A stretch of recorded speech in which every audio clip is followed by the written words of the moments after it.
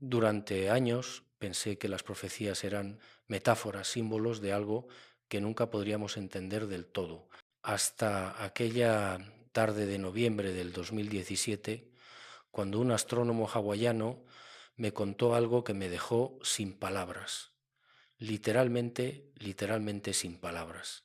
Estábamos en un pequeño café cerca del observatorio Pan-STARRS y él, con una taza de café temblando entre sus manos, me dijo: J, acabamos de detectar algo que no debería estar aquí. Me incliné hacia adelante. El viento soplaba con fuerza contra las ventanas. ¿Qué quieres decir?, le pregunté. Y él, bajando la voz como si alguien pudiera estar escuchando, respondió: un objeto interestelar. Viene de fuera del sistema solar. Se mueve de forma extraña. Y su composición no es como nada que hayamos visto antes. Esa conversación cambió todo. O quizá no lo cambió. Quizá simplemente me permitió ver lo que siempre estuvo ahí, esperando, porque verás, años antes, en 1979, durante una de mis investigaciones en Oriente Medio, había conocido a un anciano rabino en Jerusalén que me habló sobre ajenjo. Viene del cielo, me dijo entonces, mirándome con esos ojos profundos que parecían contener siglos de conocimiento, y cuando caiga, el agua se volverá amarga, muchos morirán. Está escrito. En ese momento lo tomé como una curiosidad teológica, una más de las tantas profecías apocalípticas que había escuchado. Pero aquella tarde de 2017, con el astrónomo frente a mí hablando de objetos interestelares con composición metálica anómala, algo hizo clic en mi mente. Las piezas comenzaron a unirse de una manera que jamás había imaginado. Regresé a casa esa noche y saqué mis viejas notas, páginas y páginas de investigaciones, entrevistas, reflexiones.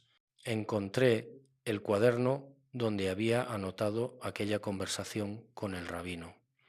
Ajenjo había escrito, del hebreo la anaj, del griego absintos, una planta amarga, tóxica, pero también una estrella que cae del cielo. Abrí la Biblia en Apocalipsis 8:10 hasta 11. Las palabras parecían saltar de la página. El tercer ángel tocó la trompeta y cayó del cielo una gran estrella, ardiendo como una antorcha, y cayó sobre la tercera parte de los ríos y sobre las fuentes de las aguas. Y el nombre de la estrella es Ajengo. Y la tercera parte de las aguas se convirtió en ajenjo, y muchos hombres murieron a causa de esas aguas, porque se hicieron amargas. Leí esas palabras una vez, 2 veces, 3 veces, y cada vez sentía un escalofrío más profundo recorriéndome la espalda, porque de repente, con el conocimiento de lo que la ciencia acababa de descubrir, todo cobraba un sentido completamente nuevo. Juan el Vidente no estaba hablando en símbolos puros, estaba describiendo algo real, algo que ahora, por primera vez en 2000 años, podíamos comprender científicamente. Verás, durante siglos los teólogos han debatido qué significa ajengo. Algunos dijeron que era puramente simbólico, una representación de la corrupción espiritual. Otros buscaron eventos históricos que pudieran encajar con la profecía. En 1986, cuando ocurrió el desastre de Chernóbil, muchos creyeron haber encontrado la respuesta. La palabra Chernóbil en ucraniano significa literalmente ajenjo. Las coincidencias parecían demasiado perfectas. Pero había un problema. Chernóbil no cayó del cielo, no fue una estrella ardiendo como una antorcha, no contaminó la tercera parte de los ríos del mundo, fue una tragedia regional, terrible y devastadora, sí, pero no el cumplimiento de la profecía. Fue si acaso una advertencia, una sombra de lo que está por venir. Pasé meses investigando. Hablé con astrónomos, científicos espaciales, expertos en meteoritos, revisé datos de NASA, de la ESA, de agencias espaciales rusas y chinas, y lo que descubrí me dejó completamente asombrado. Resulta que los objetos interestelares, esos visitantes de otros sistemas solares, son mucho más comunes de lo que pensábamos. Simplemente no los habíamos detectado antes porque no teníamos la tecnología, pero ahora sí. Y lo que estamos descubriendo es extraordinario. Oumuamua, el primer objeto interestelar confirmado, mostró características que desafiaban nuestros modelos. Se aceleraba de formas que la gravedad sola no podía explicar. Su composición era un misterio. Algunos científicos especularon que podría ser artificial, una sonda de otra civilización. Otros sugirieron que tenía un alto contenido metálico, algo inusual para los cometas o asteroides que conocíamos. Luego vino Borisov, otro visitante interestelar, y luego más candidatos, cada uno con características propias, cada uno desafiando nuestras suposiciones sobre cómo debería ser un objeto espacial. Pero aquí está lo fascinante, lo que realmente me hizo comprender la profecía de Juan. Algunos de estos objetos muestran concentraciones inusuales de metales pesados, níquel, hierro y otros elementos que si entraran en contacto con nuestras fuentes de agua, las contaminarían de una manera muy específica, las haría amargas, las haría tóxicas, las haría mortales. Imagínate esto, un objeto masivo compuesto principalmente de metales pesados entrando en nuestra atmósfera. No impacta directamente, sino que se fragmenta a gran altitud. Miles de toneladas de polvo metálico dispersándose por la atmósfera cayendo sobre vastas regiones. Los vientos lo distribuyen, las corrientes atmosféricas lo esparcen por continentes enteros, y ese polvo cae sobre los ríos, sobre los manantiales, sobre las fuentes de agua dulce, se disuelve lentamente. El agua comienza a tener un sabor extraño, metálico, amargo, pero la gente tiene sed. La vegetación ya ha sido destruida por los juicios anteriores, según describe Apocalipsis. Los océanos están contaminados. El agua dulce es lo único que queda. Así que beben. A pesar del sabor amargo, porque no, tienen otra opción. Y los metales pesados comienzan a acumularse en sus cuerpos. Níquel, plomo, mercurio, cadmio. La intoxicación no es inmediata, toma días, semanas.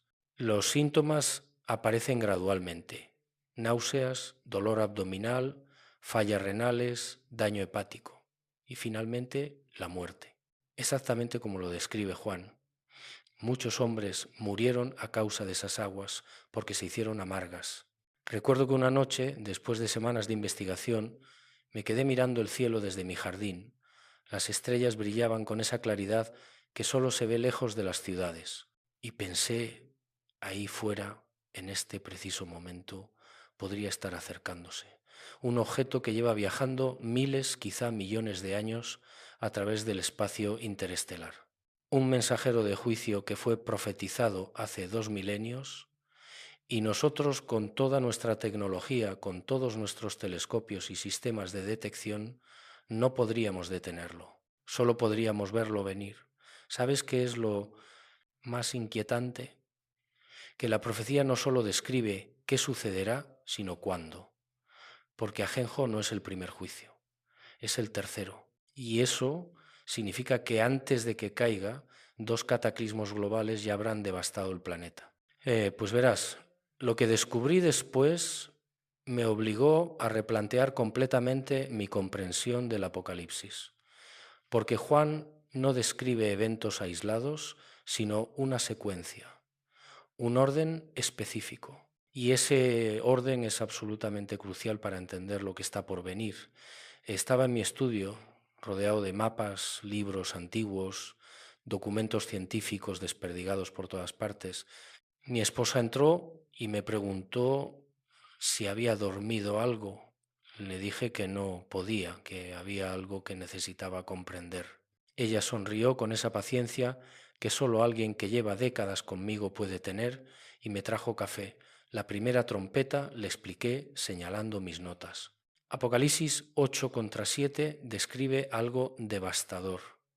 El primer ángel tocó la trompeta y hubo granizo, y fuego mezclados con sangre, que fueron lanzados sobre la tierra, y la tercera parte de los árboles se quemó, y se quemó toda la hierba verde, toda, no la mitad, no una parte, toda. Imagínate por un momento lo que eso significa. Cada césped, cada pradera, cada pastizal del planeta desaparecido, quemado.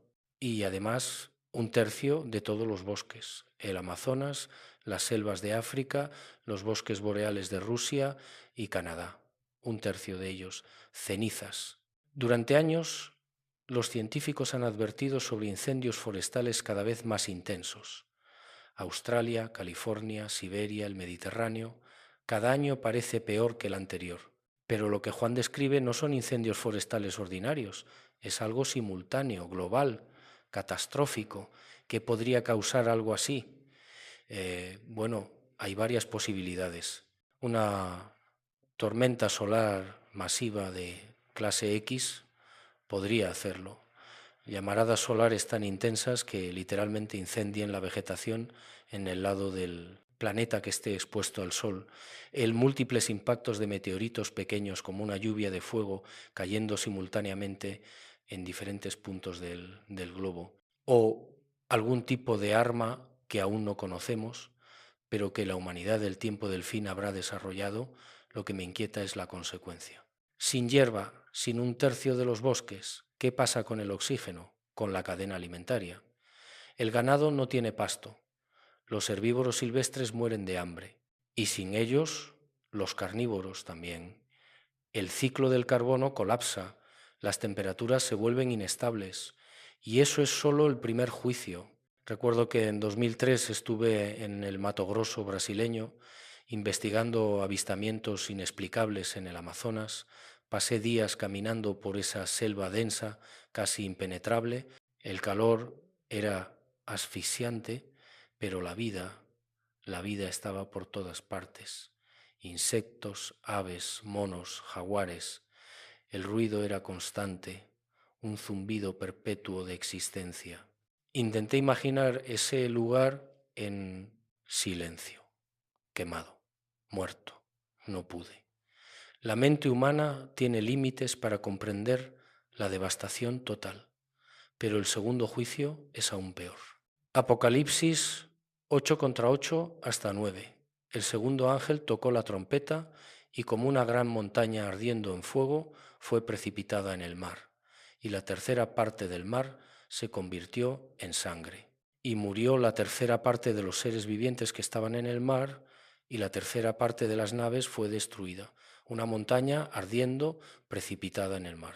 Pues esto suena exactamente como un impacto masivo de asteroide en el océano. Y créeme, he investigado esto a fondo. En 2019 estuve en el cráter de Chicxulub, en México, el lugar donde hace 66 millones de años un asteroide de 10 kilómetros de diámetro impactó y acabó con los dinosaurios. De pie en ese lugar, tratando de imaginar el poder de ese impacto, sentí algo que no puedo describir del todo, una mezcla de asombro y terror. El asteroide de Chicxulub liberó energía equivalente a 1.000 millones de bombas atómicas. Creó tsunamis de cientos de metros de altura. Lanzó roca vaporizada a la atmósfera que bloqueó el sol durante años. Causó un invierno global que duró décadas. Y eso fue un impacto que extinguió especies, pero no destruyó todo el planeta. Lo que Juan describe es diferente. No es extinción total, es juicio medido. Un tercio del mar se convierte en sangre. No todo, un tercio. Un tercio de la vida marina muere. Un tercio de los barcos se destruye. Hay algo calculado en esto, algo preciso. Como si alguien estuviera ajustando los parámetros del juicio con exactitud quirúrgica, suficiente para devastar, pero no para aniquilar completamente. Suficiente para que la humanidad sienta el peso de su rebelión, pero no suficiente para que desaparezca del todo. Porque verás, eso es lo que finalmente comprendí después de décadas investigando. Los juicios del Apocalipsis no son aleatorios, no son el universo volviéndose caótico. son intervención divina, deliberada, intencional, específica. Y eso me lleva de vuelta a Ajenjo, la tercera trompeta. Cuando ese objeto cae, cuando contamina un tercio de las aguas dulces, el mundo ya está en crisis absoluta. La gente ya perdió un tercio de su comida vegetal, ya perdió acceso a los recursos del océano. El comercio global colapsó, las economías se desmoronaron y ahora lo único que les queda, el agua dulce, se vuelve veneno. Estaba leyendo todo esto una noche cuando mi nieto, que entonces tenía 8 años, entró a mi estudio. Me preguntó qué estaba haciendo. Le dije que estaba tratando de entender cómo funciona el mundo, cómo podría terminar. Me miró con esos ojos enormes y me preguntó, ¿va a terminar pronto, abuelo? ¿Qué le dices a un niño cuando has pasado tu vida investigando profecías de destrucción? Le sonreí y le dije que no sabemos cuándo, pero que Dios siempre cuida de los suyos. Pareció satisfecho con esa respuesta y se fue a dormir. Yo me quedé despierto hasta el amanecer, porque la verdad es que no sé cuándo sucederá, nadie lo sabe. Jesús mismo dijo que ni los ángeles saben el día ni la hora, pero los signos están ahí. Las señales se acumulan como nubes de tormenta en el horizonte, los objetos interestelares que ahora podemos detectar, los incendios forestales cada vez más intensos, el calentamiento de los océanos, las tensiones globales aumentando. Todo parece estar preparándose para algo. Y aquí está lo que realmente me quita el sueño. Si Ajenjo es real, si es un objeto interestelar con alto contenido metálico que está destinado a caer y envenenar nuestras aguas, entonces podría estar acercándose ahora mismo en este preciso instante, viajando a través del espacio oscuro a velocidades que ni siquiera podemos concebir completamente. Y cuando nuestros telescopios finalmente lo detecten, cuando calculen su trayectoria y confirmen que va a impactar, ¿qué haremos? ¿Evacuaremos continentes enteros? ¿Construiremos refugios? ¿Intentaremos desviarlo sabiendo que es inútil porque es voluntad divina? Hablé con un ingeniero de la NASA sobre esto. Off the record, me confió que tienen planes de contingencia para impactos de asteroides, pero admitió algo escalofriante. Si detectamos algo con menos de 6 meses de anticipación y es lo suficientemente grande, no hay nada que podamos hacer excepto despedirnos de nuestras familias. 6 meses, quizá menos si viene del ángulo equivocado, si se acerca desde la dirección del Sol, donde los telescopios no pueden verlo hasta que es demasiado tarde. Pero ¿sabes qué es lo que más me fascina de todo esto? Que Juan lo vio hace 2000 años, sin telescopios, sin NASA, sin conocimiento de física atmosférica o composición de meteoritos, y aún así describió exactamente lo que un objeto metálico interestelar haría si entrara en nuestra atmósfera y contaminara nuestras fuentes de agua. Eso no es coincidencia, eso es revelación. Estaba dando una conferencia en Madrid hace unos años cuando alguien del público me preguntó, JJ, ¿cómo sabes que no estás viendo patrones donde no los hay? ¿Cómo sabes que no estás forzando la ciencia moderna en un texto antiguo? Es una pregunta justa, la he escuchado muchas veces y cada vez respondo lo mismo, porque los detalles coinciden demasiado perfectamente. Las probabilidades de que Juan, por pura casualidad, describiera un escenario que solo ahora podemos entender científicamente son astronómicamente bajas. Déjame explicarte por qué. Primero, Juan describe específicamente que el objeto arde como una antorcha mientras cae.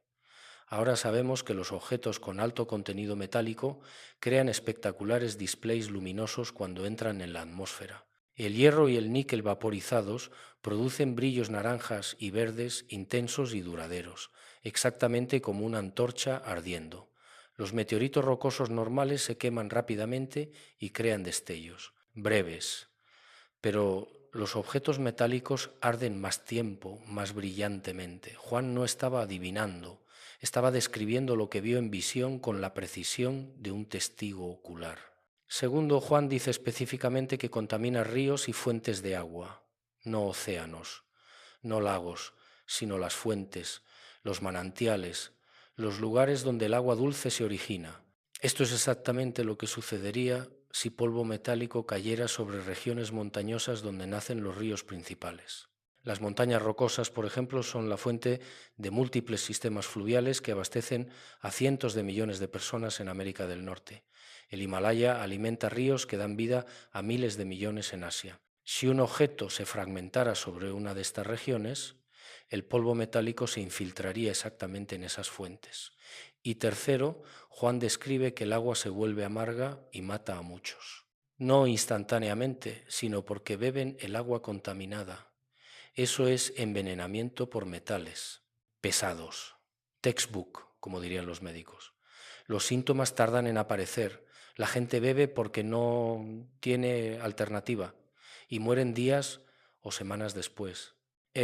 Pues he hablado con toxicólogos sobre esto. Me explicaron que el envenenamiento por metales pesados es insidioso. Al principio solo sientes malestar general, náuseas, dolores de cabeza. Para cuando los síntomas se vuelven graves, el daño a los riñones e hígado ya es irreversible. En una situación de supervivencia, con las otras fuentes de recursos ya destruidas, la gente bebería agua amarga a pesar del sabor, especialmente si no entienden que ese sabor amargo significa veneno mortal. Recuerdo una investigación que hice en 1991 sobre el desastre de Minamata en Japón. Durante años, una fábrica vertió mercurio en la bahía de Minamata, los peces acumularon el mercurio, la gente comió los peces y lentamente, a lo largo de décadas, miles se enfermaron y murieron. Los síntomas eran horribles: convulsiones, pérdida de visión, daño cerebral, parálisis. Y lo peor es que al principio nadie conectó los puntos. La gente no sabía que su fuente de alimento era veneno hasta que fue demasiado tarde. Ajenjo será similar, pero a escala global y mucho más rápido. Sin sistemas de salud funcionando, sin capacidad de filtración de agua, sin opciones alternativas, las muertes se contarán en millones, quizá más.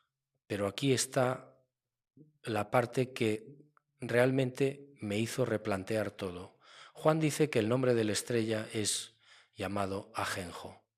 No dice que él le puso ese nombre, dice que ese es su nombre, como si el nombre ya existiera, como si este objeto ya tuviera una identidad antes de que Juan lo viera. Pasé semanas pensando en esto. ¿Qué significa que una estrella que aún no ha caído ya tenga nombre? ¿Quién le puso ese nombre? La única respuesta que tiene sentido es que Dios mismo lo nombró, que este objeto, viajando a través del espacio durante quizá millones de años, fue designado desde su creación para este propósito específico. Ajenjo, juicio amargo, veneno del cielo. Y si eso es verdad, entonces todo lo que estoy investigando, toda la ciencia, todos los datos de NASA, todo es simplemente descubrir cómo Dios ejecutará lo que ya decretó hace milenios. En 2015 tuve una conversación extraordinaria con un astrofísico israelí. Estábamos en Jerusalén, curiosamente, en un pequeño restaurante cerca del Muro de los Lamentos. Le pregunté qué pensaba sobre la posibilidad de que un objeto interestelar pudiera impactar la Tierra. Me miró con esa expresión que tienen los científicos cuando están a punto de decir algo que va contra su formación. Estadísticamente, me dijo, es inevitable. No es cuestión de sí, sino de cuándo. Objetos interestelares cruzan nuestro sistema solar regularmente. La mayoría son pequeños y pasan desapercibidos. Pero uno grande, uno del tamaño, que causaría devastación global. Eso es solo cuestión de tiempo. Le pregunté cuánto tiempo. Se encogió de hombros. Podría ser mañana, podría ser en 1000 años. No lo sabemos y probablemente no lo sabríamos hasta que fuera demasiado tarde para hacer algo al respecto. Luego añadió algo que nunca he olvidado. ¿Sabes qué es lo irónico?, me dijo. Hemos gastado trillones tratando de prevenir el cambio climático, de proteger el planeta de nosotros mismos, pero todo podría terminar en un instante, por algo que viene del espacio, algo sobre lo que no tenemos ningún control. Tal vez, y aquí bajo la voz, tal vez hay cosas que simplemente están fuera de nuestras manos. No sé si era creyente, pero en ese momento sonó como si lo fuera, porque eso es lo que finalmente comprendí después de años de investigación. Hay fuerzas en el universo que trascienden nuestra tecnología, nuestra ciencia, nuestro control, y el Apocalipsis no es un accidente cósmico, es un plan diseñado con precisión para traer a la humanidad a un punto de decisión final. ¿Seguiremos rechazando a Dios incluso cuando el cielo literalmente cae sobre nosotros? ¿O finalmente nos arrodillaremos y reconoceremos que no somos los dueños de nuestro destino? Esa es la pregunta real detrás de Ajenjo. No es solo sobre agua envenenada o muerte masiva, es sobre rendición, es sobre reconocer que hay un Dios que juzga, que exige cuentas, que no será ignorado indefinidamente. Y lo más escalofriante es que según Apocalipsis, incluso después de Ajenjo, después de que un tercio del agua dulce se vuelva veneno, después de que millones mueran, la mayoría de la humanidad todavía no se arrepentirá.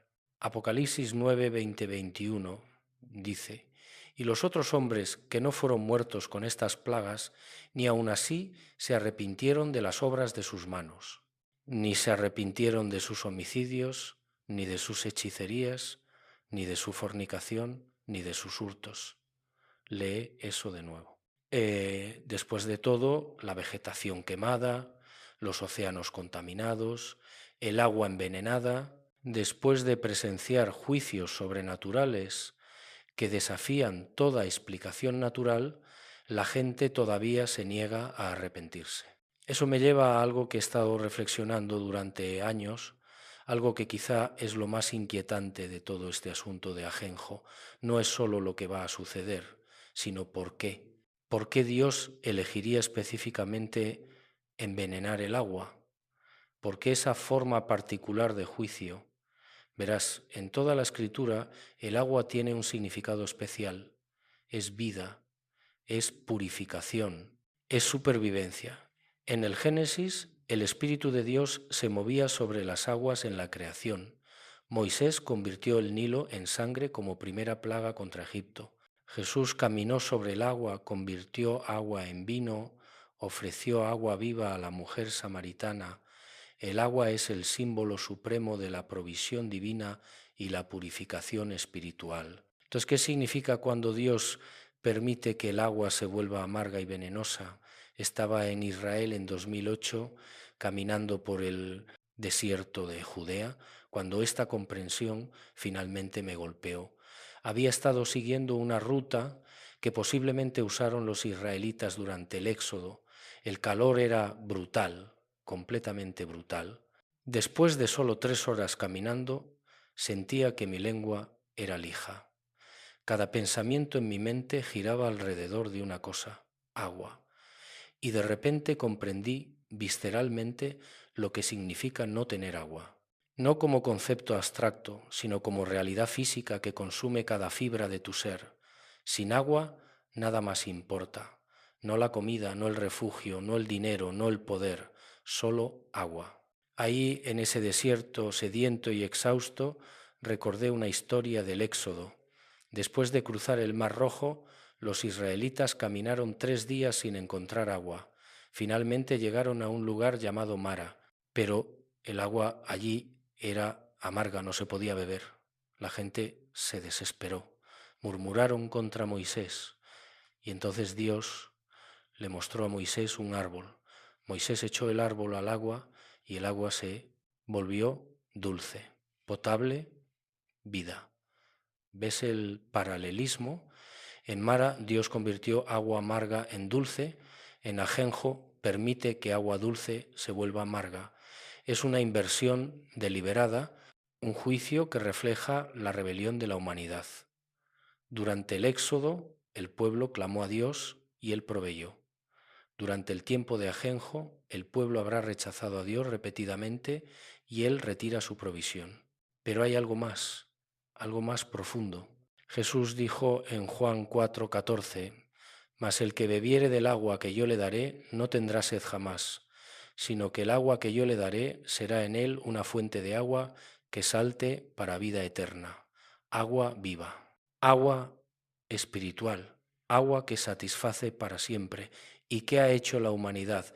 Hemos rechazado el agua viva, hemos buscado saciar nuestra sed espiritual en todo excepto en Dios.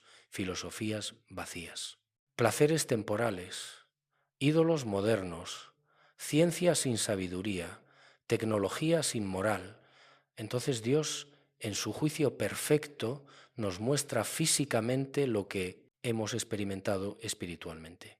Así como rechazamos el agua viva y nos quedamos con sed espiritual, así permitirá que el agua física se vuelva amarga y experimentaremos sed física insaciable. Es juicio poético, justicia perfecta. Recuerdo que después de esta revelación en el desierto, esa noche en mi hotel, abrí mi Biblia y leí algo que nunca había conectado antes. Jeremías 2:13, porque dos males ha hecho mi pueblo.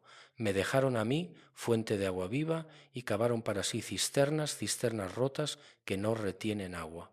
Ahí está, literalmente ahí. Dios se identifica como fuente de agua viva.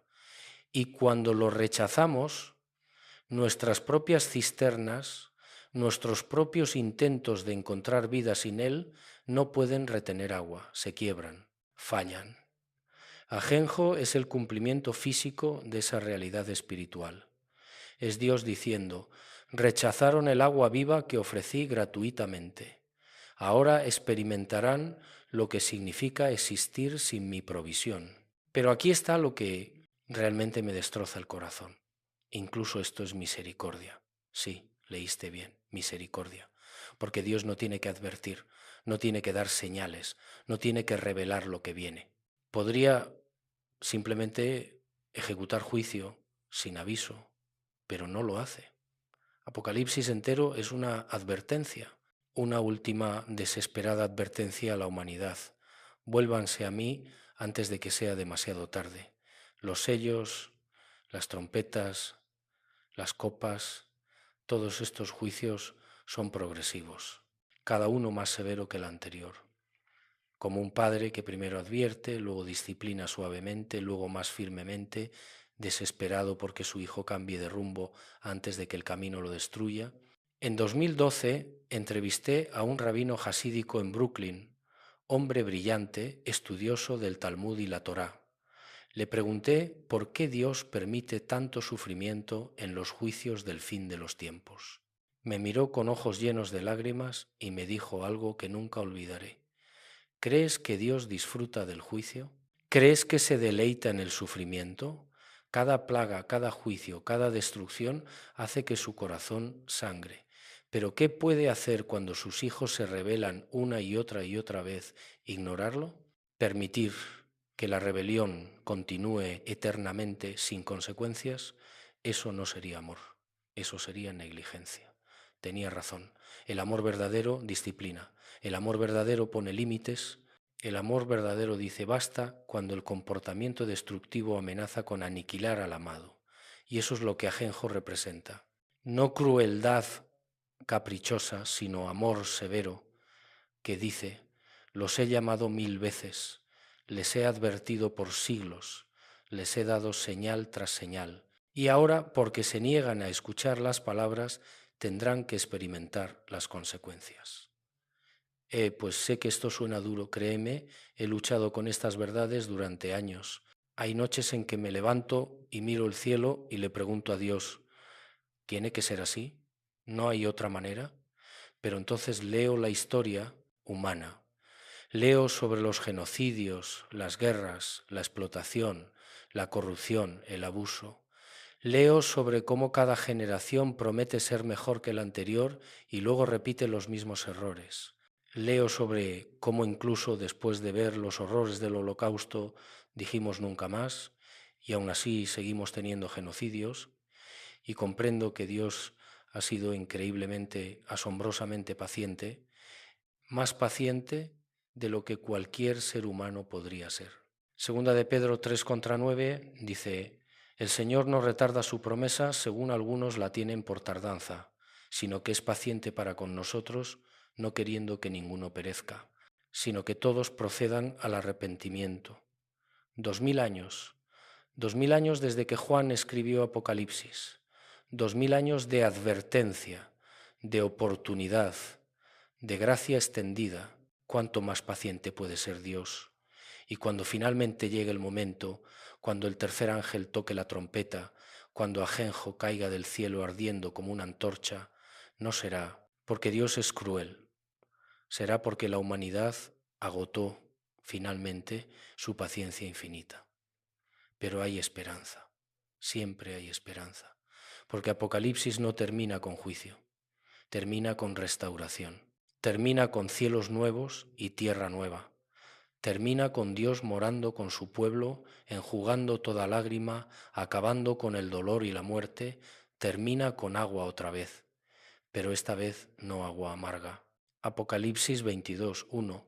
Después me mostró un río limpio de agua de vida, resplandeciente como cristal, que salía del trono de Dios y del Cordero. Agua viva, agua pura, agua que fluye eternamente del trono de Dios. Eso es lo que espera del otro lado del juicio para aquellos que eligen a Dios.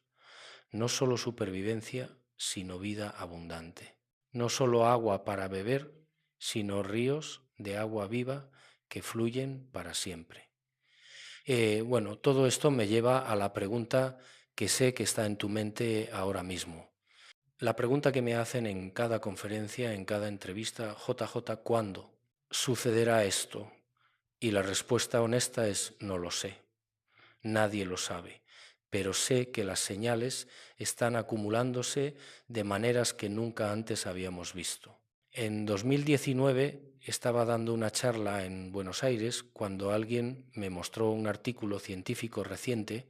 La NASA había actualizado su base de datos de objetos cercanos a la Tierra. El número de asteroides y cometas potencialmente peligrosos había aumentado dramáticamente, no porque hubiera más objetos, sino porque ahora podíamos detectarlos mejor. Cada semana, me dijo el hombre que me mostró el artículo, descubrimos objetos que pasan cerca de la Tierra y que nunca vimos venir. A veces los detectamos solo días antes de que pasen. A veces ni siquiera los vemos hasta que ya pasaron. Eso me puso la piel de gallina, completamente, porque significa que en cualquier momento un objeto del tamaño de Ajenjo podría estar acercándose y no lo sabríamos hasta que fuera demasiado tarde para hacer algo al respecto, pero hay más señales, muchas más. Los incendios forestales se están intensificando globalmente.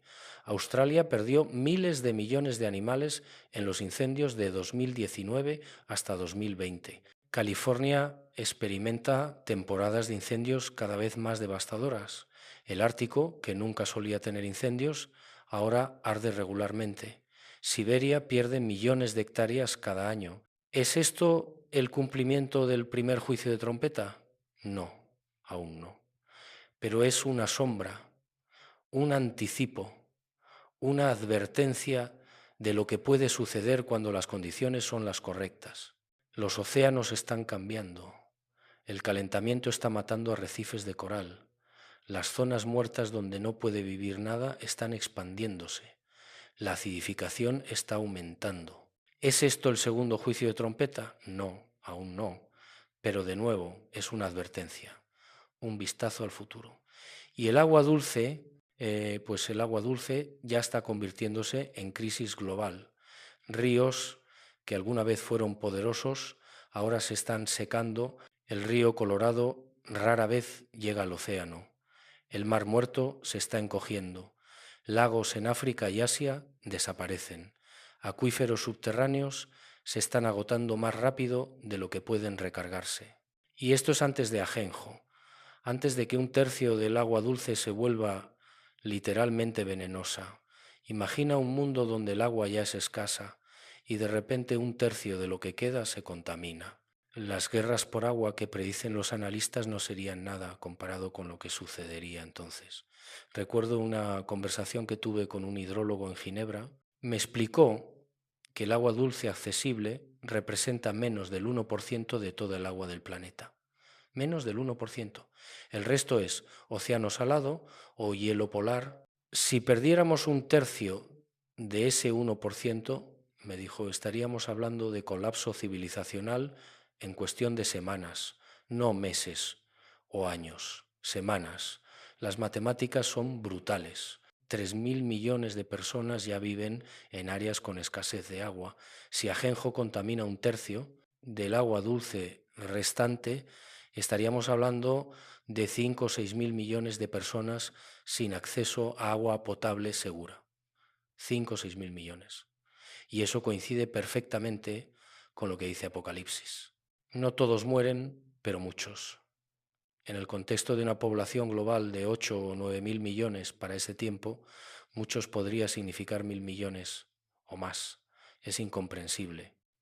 La mente humana no puede realmente captar números tan grandes de sufrimiento, pero hay algo más que he notado en mis investigaciones, algo sobre el timing, el momento de estos eventos.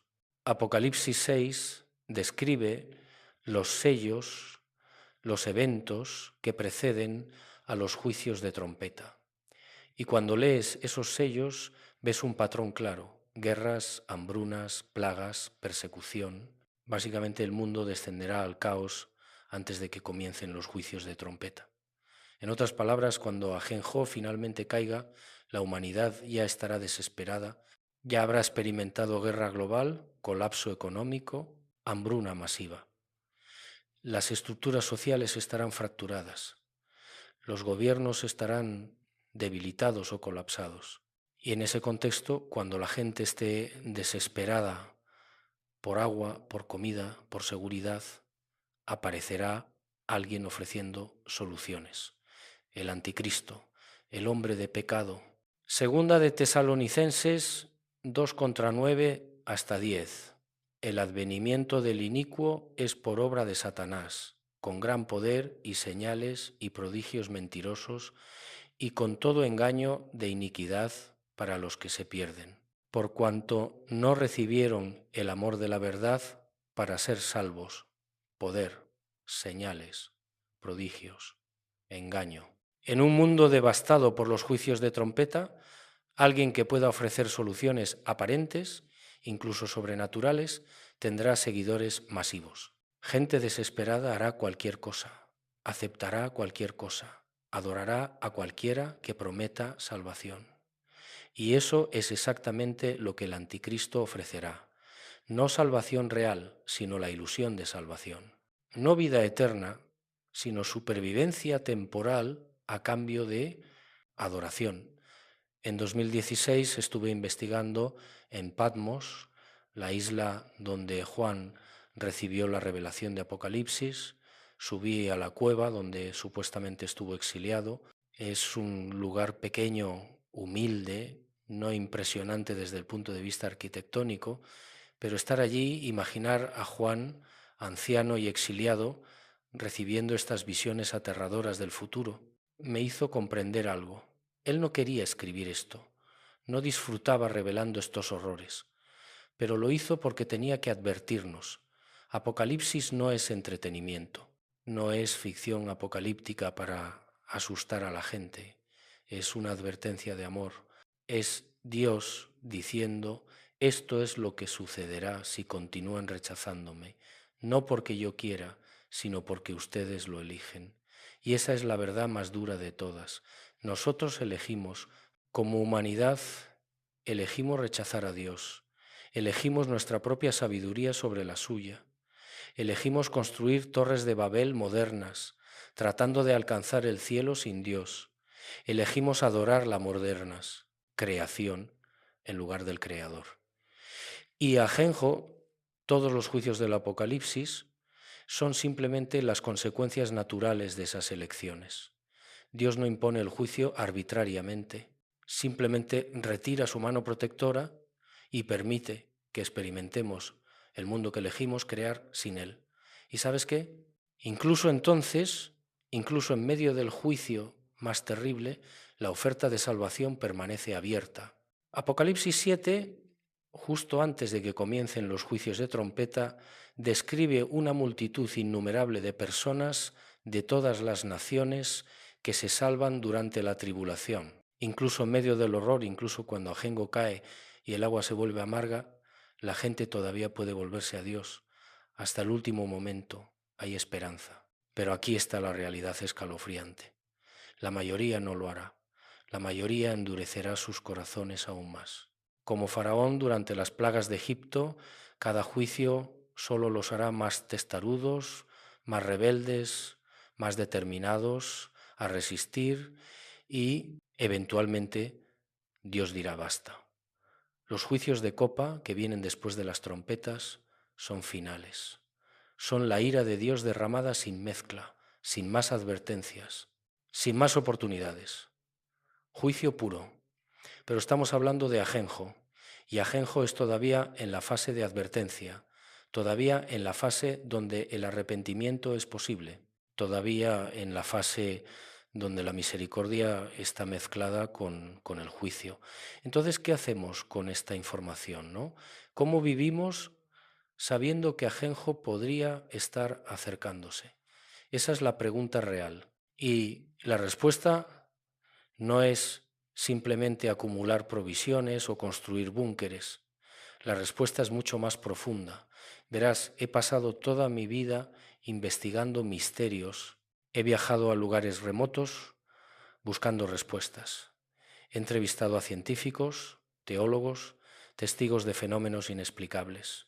He leído textos antiguos y estudios modernos. Y después de todo esto, después de décadas de búsqueda, he llegado a una conclusión simple. No se trata de saber cuándo, se trata de estar preparado espiritualmente, sin importar cuándo. Jesús dijo en Mateo 24, contra 42 hasta 44, velad pues porque no sabéis a qué hora ha de venir vuestro Señor. Por tanto, también vosotros estad preparados, porque el Hijo del Hombre vendrá a la hora que no pensáis. Preparados, no asustados, no paralizados, preparados.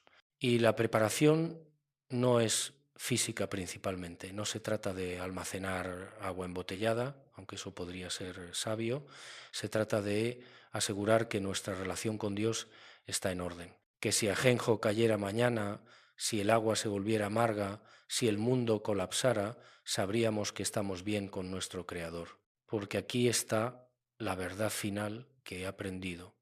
Ajenjo puede contaminar el agua física, pero no puede tocar el agua viva que Jesús ofrece. Recuerdo una última conversación que tuve con ese rabino en Jerusalén años atrás, antes de que se fuera. Le pregunté si Ajenjo está por venir, si todos estos juicios van a caer sobre la humanidad, hay esperanza real. Se quedó en silencio por un momento largo, luego dijo, hay esperanza para los que beben del agua correcta, hay esperanza para los que no ponen su confianza en los sistemas humanos, en la tecnología humana, en la sabiduría humana. Hay esperanza para los que reconocen que necesitamos un Salvador, no solo soluciones. Tenía razón, completamente razón. Toda la tecnología del mundo no podrá detener a Ajenjo si Dios decreta que caiga. Todos los planes de contingencia humanos fallarán. Todos los búnkeres, todas las reservas de agua filtrada, todos los refugios seguros eventualmente se agotarán. Pero la provisión de Dios nunca se agota. Su agua viva nunca se acaba, su salvación es eterna. Y eso me lleva a algo que he estado reflexionando profundamente en los últimos años. Algo que quizá es la lección más importante de toda esta investigación sobre Ajenjo. Los juicios de Apocalipsis no son el fin de la historia, son la penúltima parte. Después del juicio viene la restauración, después de la ira viene la renovación, después de Ajenjo viene el agua de vida. Apocalipsis 21, contra 1 hasta 5. Vi un cielo nuevo y una tierra nueva, y oí una gran voz del cielo que decía, he aquí el tabernáculo de Dios con los hombres, y Él morará con ellos, y ellos serán su pueblo, y Dios mismo estará con ellos como su Dios.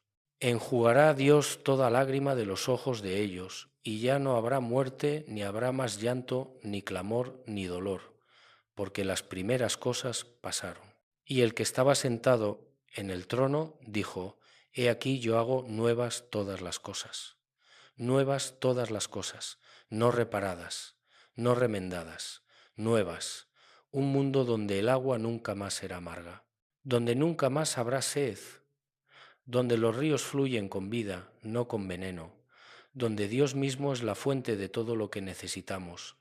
Eso es lo que espera, eso es la esperanza real.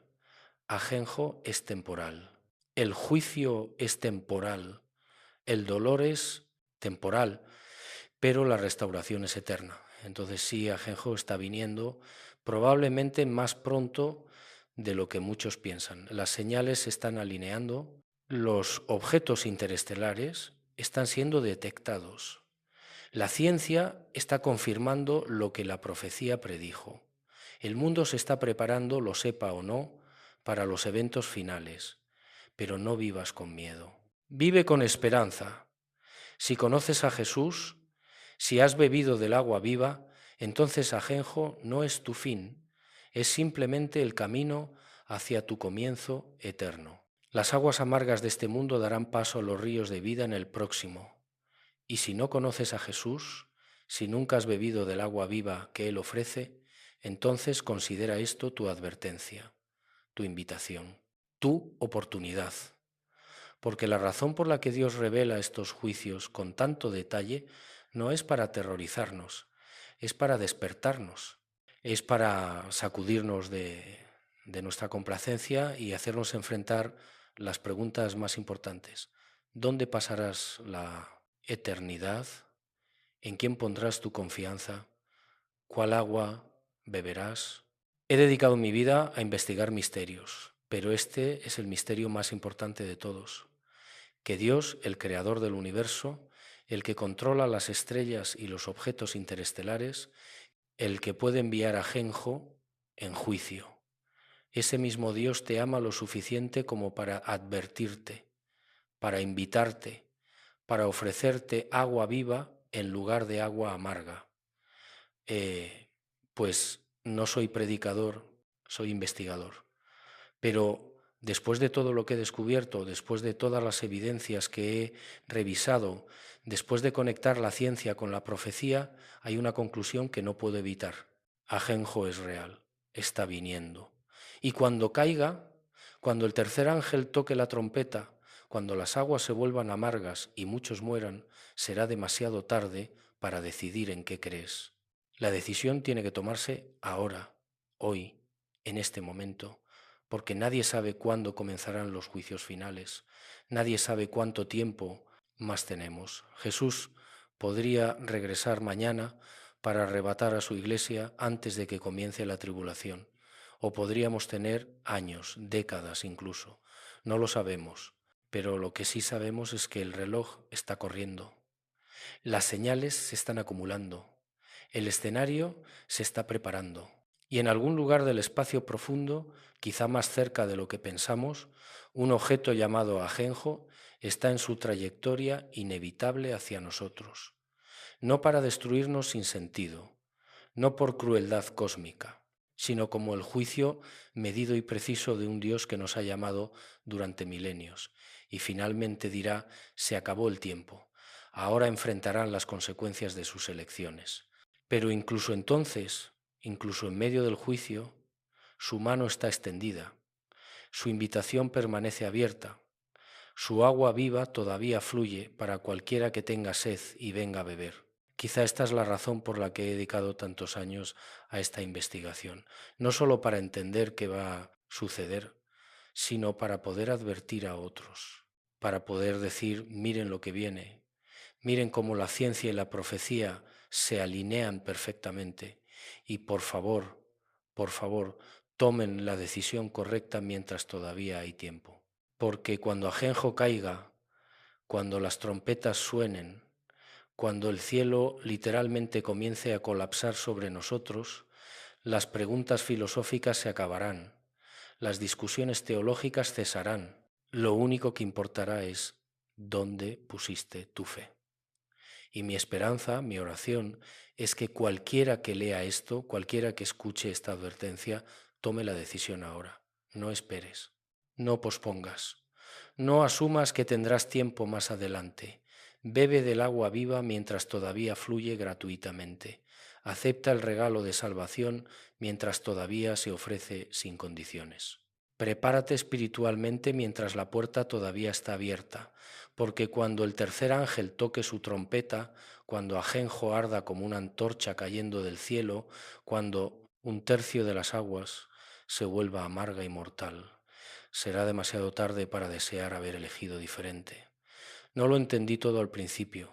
Pasaron años antes de que las piezas comenzaran a encajar. Pero algo cambió en mí desde aquella conversación en Hawái, desde aquella noche en el desierto de Judea, desde todas esas investigaciones que parecían llevarme en círculos, hasta que finalmente convergieron en una verdad única. Ajenjo está viniendo, la ciencia lo confirma, la profecía lo declara y el tiempo se agota, pero todavía hay esperanza. Siempre hay esperanza para los que eligen el agua correcta.